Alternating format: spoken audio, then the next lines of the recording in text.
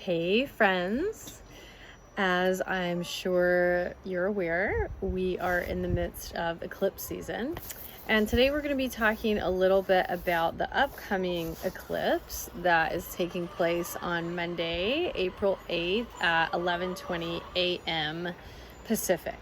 So this will be an Aries new moon eclipse, and it is going to be in a really tight conjunction, like almost on top of Chiron, the wounded healer.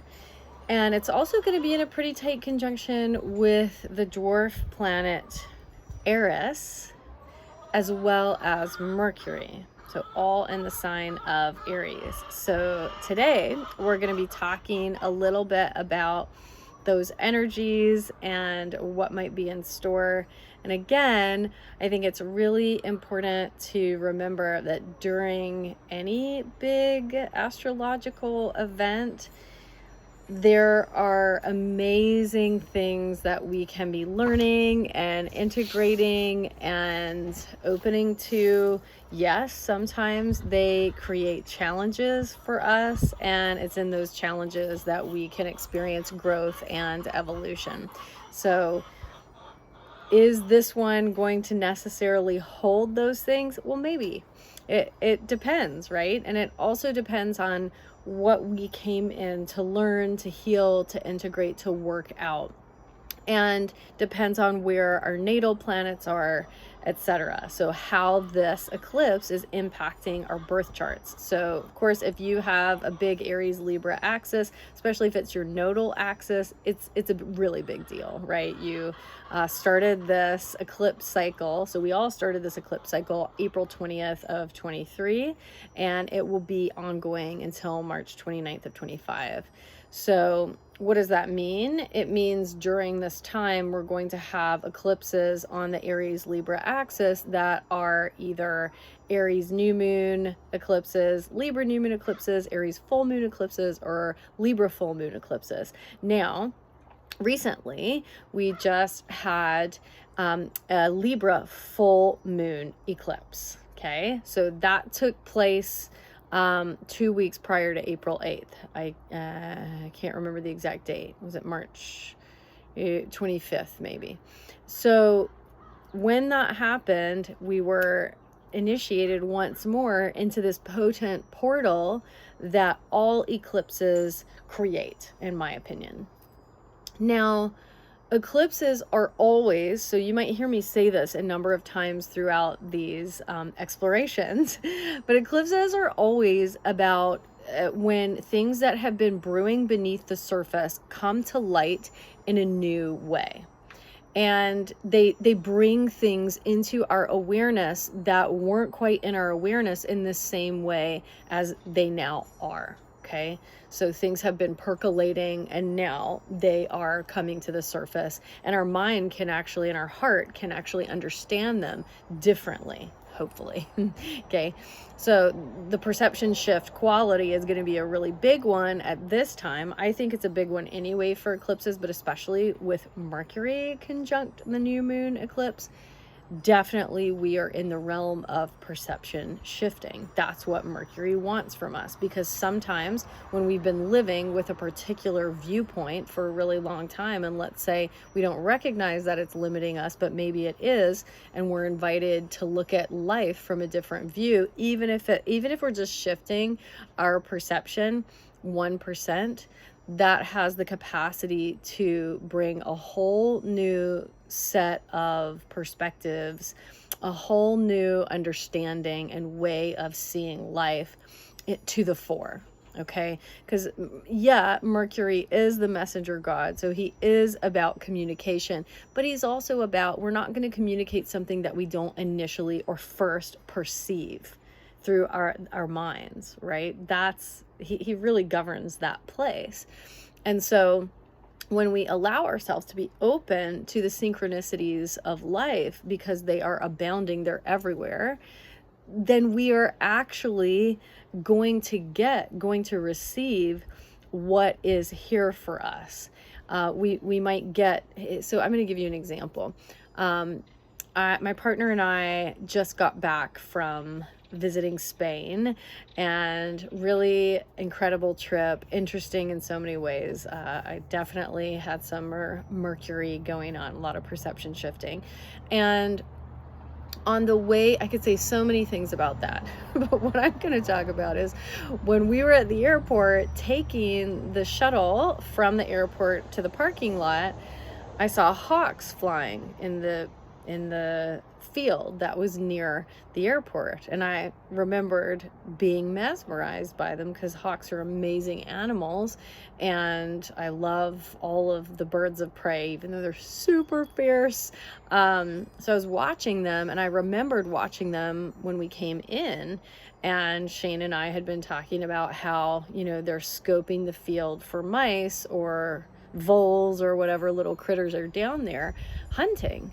And on our way back, there was one in particular that caught my eye, and I just watched his smooth movements through the air and how free he was, but how focused he was and directed he was, how majestic he was. And it just hit me in that moment that, wow, like no one else on the shuttle that was packed is paying attention to what's going on right now. But because I'm aware of this other thing. Maybe they're aware of things that are happening that I'm not aware of. But oftentimes we'll just get stuck in our minds. And then we're not open to whatever life might be trying to present us. Like, hey, over here, check this out. Or did you consider this? Or, you know, what's going on over here? And because I was paying attention, it enabled me, it opened me to something, the synchronicity of life, the magic of the universe that I may not have been aware of if I hadn't been conscious, if I hadn't been expanding, you know, my viewpoint a little bit, which is really what Mercury wants us to do. Now, all this said, this new moon eclipse is taking place in the sign of Aries, which moves super quickly. You know, it's say Gemini and Aries both move really quickly. Gemini probably more quickly. That's who Mercury rules, one of them.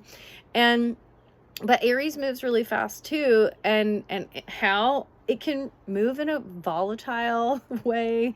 You know, if conflict has been up for you lately, there are reasons why, because Aries is, as the first fire, it is this super intense energy. So I talked last time about how it's a very initiatory energy because it is the first of the signs, and it's the first of the initiatory signs, in my opinion. They're called cardinal signs, but I changed names because I think a more tantric understanding or modern understanding of some of the things that were named a long time ago can be helpful because we're coming from a much different lens or viewpoint than we were 2,000 years ago, right? So here, Aries, as a really initiating and powerful energy, is quick moving, right? It's focused, it's direct, it has this, it sees where it wants to go, and without thinking about it, it goes and it does it, you know, does the thing, and it's really good at that. That's why it gets a rap for being impulsive.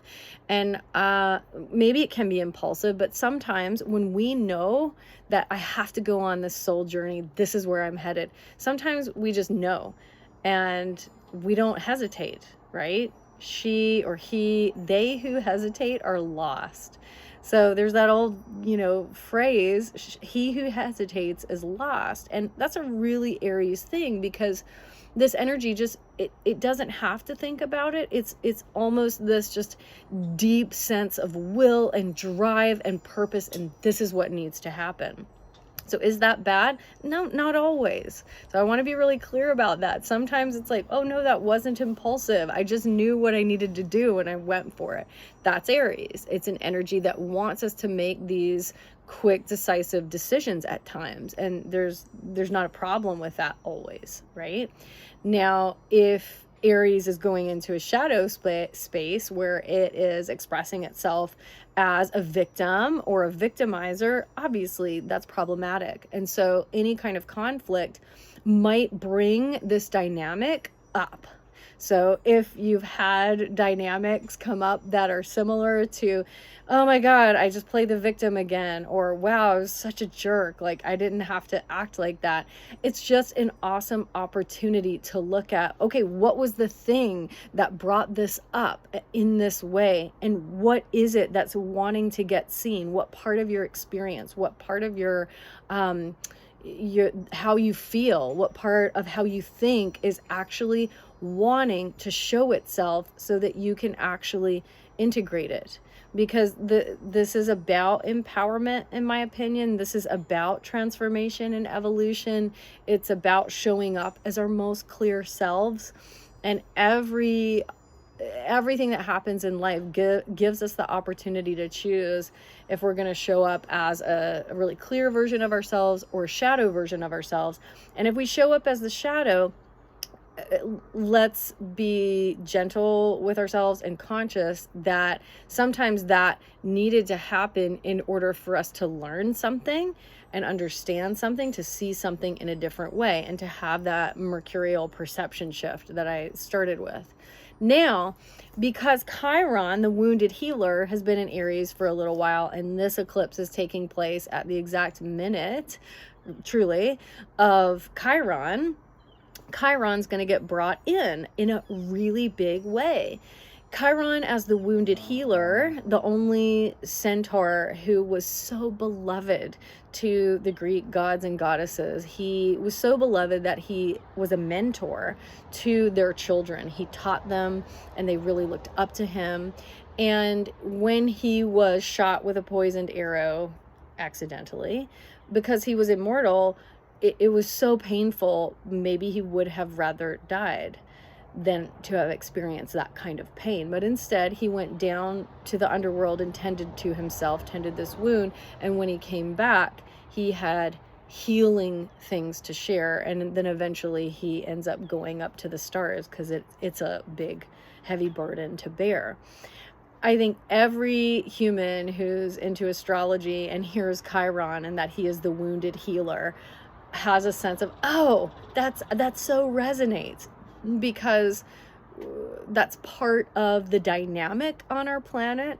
We come from the realm of the cosmos and stardust and magic, and we are healers. All of us are healers if we choose to tap into that capacity that we hold inside, because it's there. We're just doing it in unique ways. And when we get to planet Earth, there is a lot of wounding that has happened here. And there are a lot of wounds that we have experienced in this lifetime and many other lifetimes.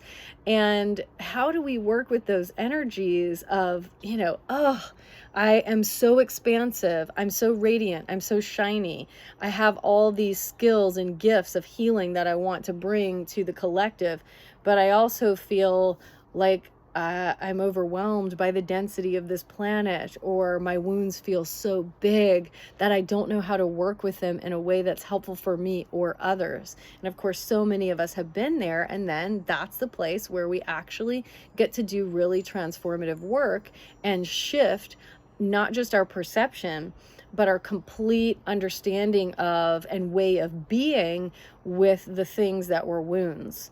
So because I'm all about, and I know probably a lot of you are too, fear holds power, wounds hold power, right? I always think of Pluto for that, because truly Pluto is epigenetic and karmic wounding. And so there is a similarity with Chiron here, where Chiron, as the wounded healer, he's like, whoa, if he hadn't been wounded, he wouldn't know that he was a healer. He wouldn't know that he had the gifts that he had. He was just holding them inside until they were ready to express themselves, because he'd had to go to a really dark place.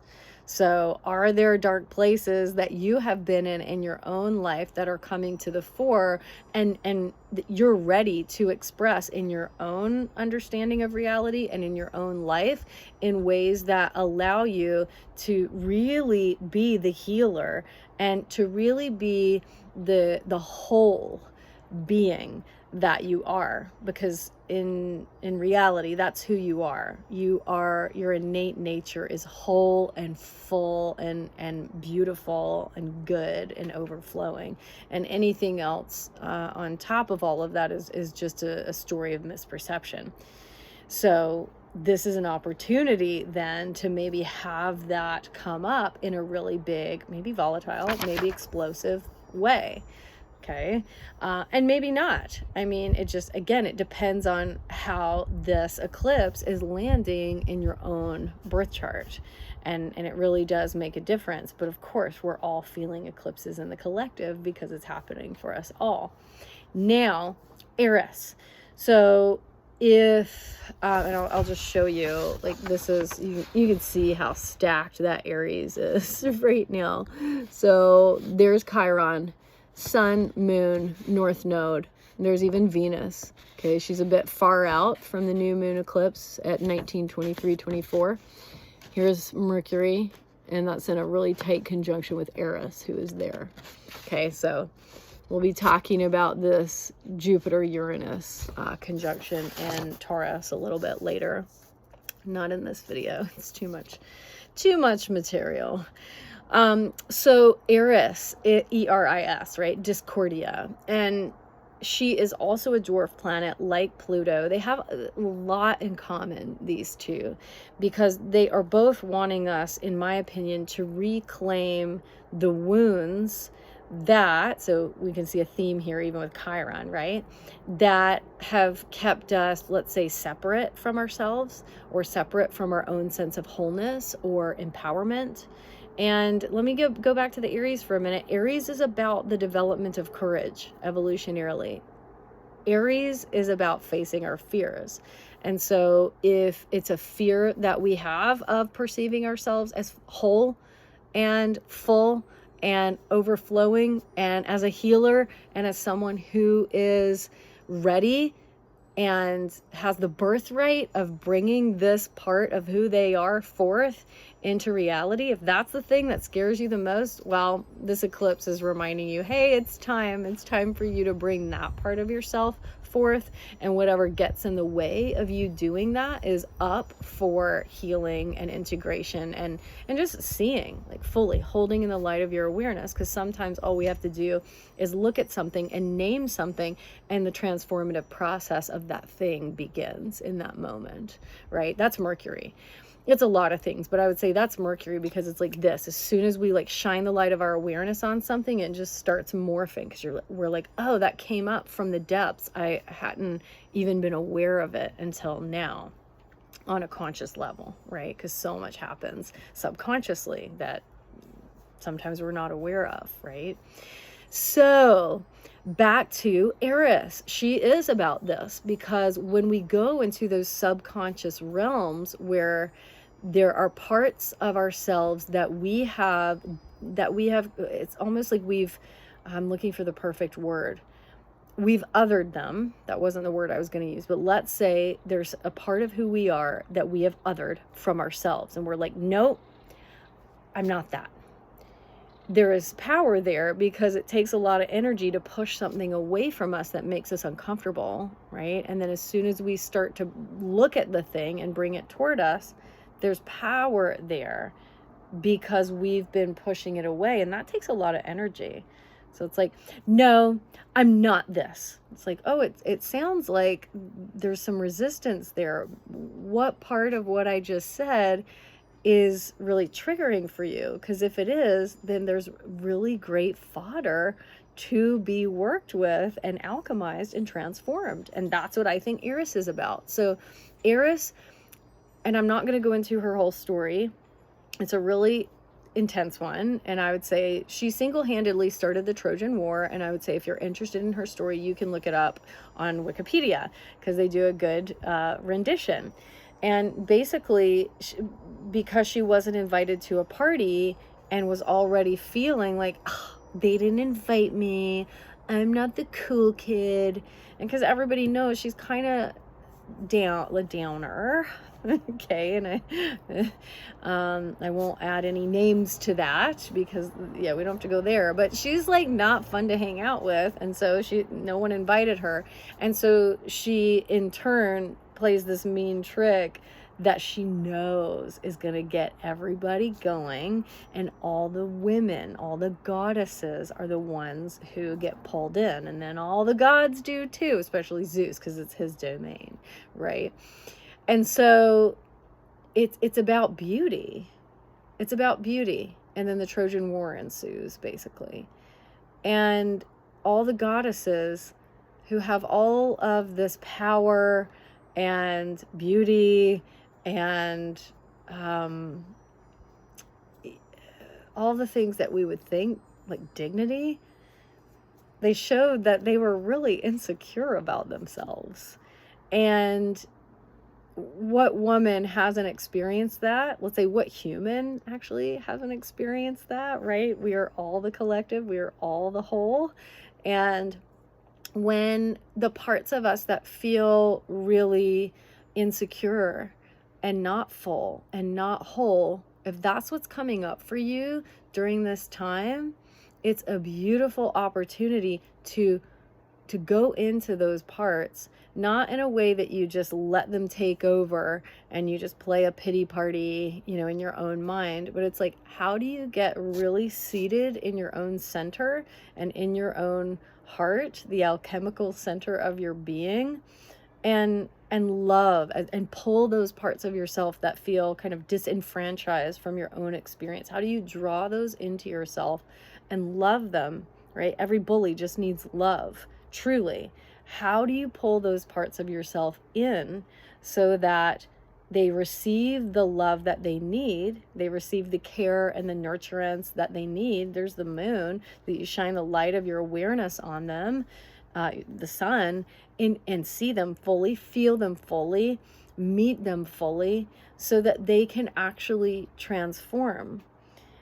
Because just because another person is shining really brightly and bringing their gifts to life in the world, that doesn't mean that you are any less. That can't diminish you, right? So Eris reminds us that if we've been wounded by, especially if you're a woman and you've been wounded by other women, or like the whole cat thing of wanting to tear someone down, cat fight kind of situation because they threaten you, that's only gonna beget more pain and suffering, right? So the whole sister wound thing, it's an Eris thing in my opinion. And so here it's to go in and love and tend to and heal that part of ourselves that has been made to feel insecure, maybe by competition, maybe by outside pressure, maybe by the world, maybe by the mixed messages or very clear messages we got growing up that, oh, you have to do it like this, you have to look a certain way, you have to be a certain way, and then you're valuable and valid. And that's not true.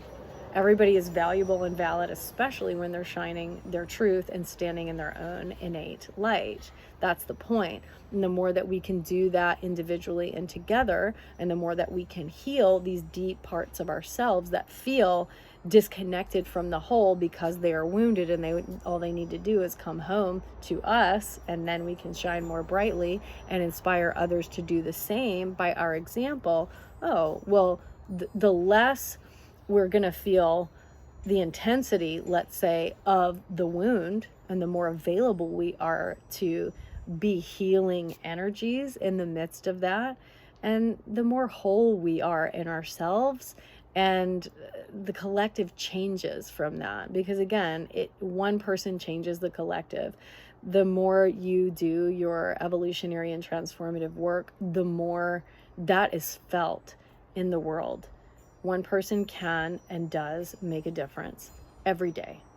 And so this is a really important time of looking at these dark places that are wanting to come up, and instead of just pushing them away, because whatever we're like, oh, I'm so repelled by that. So whatever we're repelled by, there's power there, and we are missing out on an opportunity to reclaim that power to ourselves, not power over, power within, so that we can bring that sense of empowerment forth in the world and make our world a more beautiful place by being who we actually are, not who we thought we were, right? Not the old stories that really cannot keep us limited. They will try until you figure it out, that the stories of who you think you are and what you think you're capable of and not, those will limit you until you realize that they're just stories that come from maybe epigenetics, maybe karma, maybe the messages you get from those in your life, probably all of the above. And the only way those can have power is if you give them power. So during this time, I invite you to use any conflict that comes up in yourself or in your life as an opportunity to reclaim your own wholeness, to courageously face your fears and the parts of you that are like, oh my God, no, this is too much. No, stand in that. Look at those things. Call those back home to yourself, because that's what's up. That's what gives you your empowerment back. And just to open to what it is. And I think it's really important that we just take the time and the space, we make the time and the space to be clear about how we are approaching this eclipse.